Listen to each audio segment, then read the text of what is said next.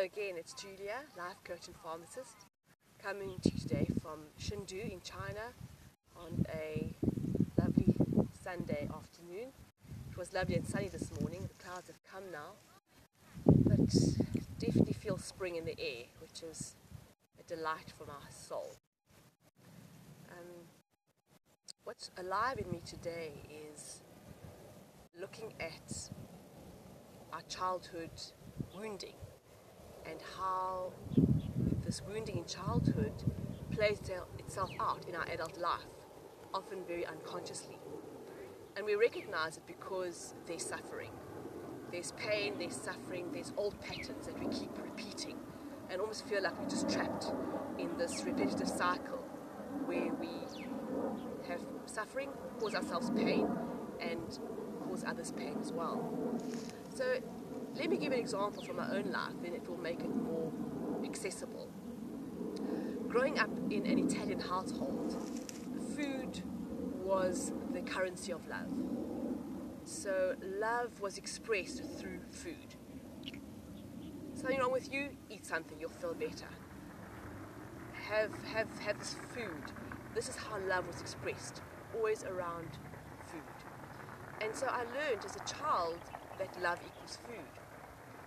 And also the downside that I experienced was this feeling of having to eat and finish my food. And having to eat even though I didn't want to, I wasn't hungry, I had enough. No, I had to finish my food. And I remember so many meals sitting at the table, the last one, because I was a very poor eater as a child. But my sister had gone off to play, my dad was off, and I was sitting there at the table having to finish my food. And my mom's voice in the background, Julia, eat, get going. Continuous repetition. And I couldn't leave the table until I finished my food. And then also even younger than that, when I was about maybe 3 or 2, I remember my aunt coming around, following me with this food, this spoon of food that I had to eat because my mom wasn't well for a period. She was feeding me. And this iron will that she had that would just force this food down my throat. So I experienced this huge wounding of feeling like my needs were not important, and also this crossing of the boundary. Like, I know what is good for you, and I will tell you what you need. So a sense of violation of my boundaries, not being honored or respected for what I wanted or needed, and not being listened to or heard or even being seen as well. And obviously as a child, I felt powerless. I didn't have the capacity, the understanding of what was going on, or the ability to express my needs, and also the capacity to feel my frustration, my anger, my powerlessness, my rage. So what happens to me and to all of us is that these patterns get locked in to our psyche and they get forgotten about. There's pain there. They get relegated to the dark rooms in our inner mansion. Locked the door, throw away the key, forgotten about. But life is such that it supports us in our journey to wholeness. And obviously the divine paradox is that we are already whole, but we're also becoming whole. It's a divine paradox, and both are true. So in existence's love of us and our desire, it's desire for us to be whole. Situations will come into our lives where the same constellation gets mirrored. So as a child, there was a certain constellation where the wounding happened. People, a situation, an event, an experience, and feelings. A certain constellation. And then in adult life, constellation gets set up again. Even though the place, the people might be different, but it's the same nature where the same wounding gets triggered. And once those constellations get mirrored, you get triggered. And the same feelings are activated, the same sense of powerlessness, frustration, or whatever it is for you. And so this happened to me yesterday because we have met a wonderful Chinese friend who invited us to their house for lunch yesterday, him and his family, and it was really lovely. And, being in the Chinese culture, I'm really learning to understand that honor is such a huge thing. So they feel very dishonored if you don't eat their food or if you say no. So we had lunch and it was great, and then we went out in the afternoon for a lovely walk. And Gav and I had cycled there. So we wanted, by the evening, it was about 7 o'clock, we were tired now, we wanted to go home and still be able to cycle back in the daylight. But they insisted that we stay for dinner. And I wasn't hungry, Gav wasn't hungry. We had a big lunch, we really didn't feel like eating. And as much as we insisted that we wanted to get home, to the same degree and more, they insisted that we stay for dinner. And so that constellation triggered something in me, this childhood wounding of being forced to eat beyond my will, being forced to do something I didn't want to do. And I got hugely triggered. I was so frustrated, angry. I sat down, had something to eat. I gave in to saying yes when deep inside there was a very definite no.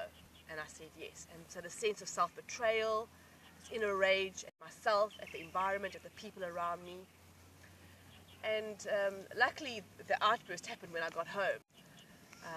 When I got home, I started eating again because that was my habitual way of dealing with it. And luckily Gav's presence was able to just hold the space for me, where I was able to stop and actually feel what was coming up for me, which was this incredible rage, anger, frustration, powerlessness. And in those moments I was able to say, to express and to feel what I was not able to say, express and feel as a child. Just really feel this rage, this anger, this frustration, let it all out in a space of presence of my beloved Gav, where I wasn't hurting anybody, but just really being able to feel and express.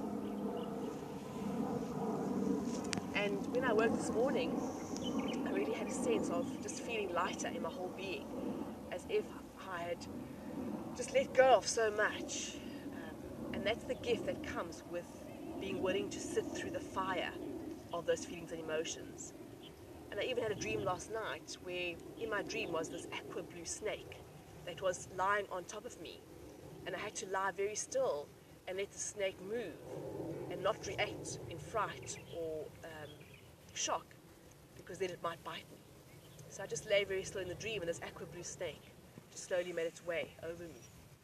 And the aqua blue is very significant when I sat with the dream this morning, because the green and the blue, the green of the heart chakra and the blue of the throat chakra together forms this aqua green color, which is very significant for me.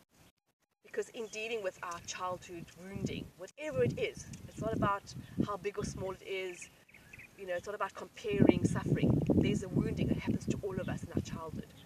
But this green heart and blue throat combination was about being able to feel in my heart and also to express through my voice what I wasn't able to feel and express as a child. So it was very significant for me to have this dream with this aqua blue snake in. And in my experience on this journey of becoming and of wholeness, this is how I see these patterns playing out. That a constellation happens in childhood where wounding occurs, and then it gets forgotten about because it's pain, it's locked away. And in our adult life, these constellation patterns get set up again in order to trigger us and reawaken, bring into consciousness the parts of ourselves that have been lost and forgotten about, where pain is. To be able to welcome these lost parts of ourselves into our hearts with compassion, with acceptance, with love and with forgiveness.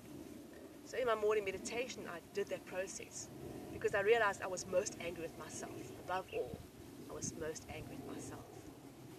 So being able to feel, bring compassion into my heart, accept what has happened in the past and yesterday, and just eventually a deep feeling of gratitude came into my heart.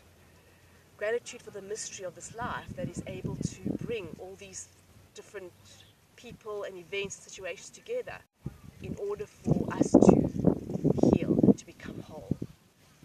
And such a sense of wonder and joy in my being, and how life relentlessly gives us opportunity again and again and again heal, be whole, and to remember really who we are at the deepest level, because we are already that. So this letting go and this welcoming back, this dance, is part of this amazing dance of life. So I leave you with that today, to look at patterns in your life where you are suffering and are in pain. Patterns that keep repeating themselves, where you get triggered and you react, and you actually regress into the world of a child, where you're not really logical, rational, you're feeling a lot. Start to look at those patterns. And the biggest key is to allow yourself to feel what is there. Because we spend so much of our life constructing ways to avoid feeling. And in my experience, the doorway is through the feeling. Not the story, but the actual feeling.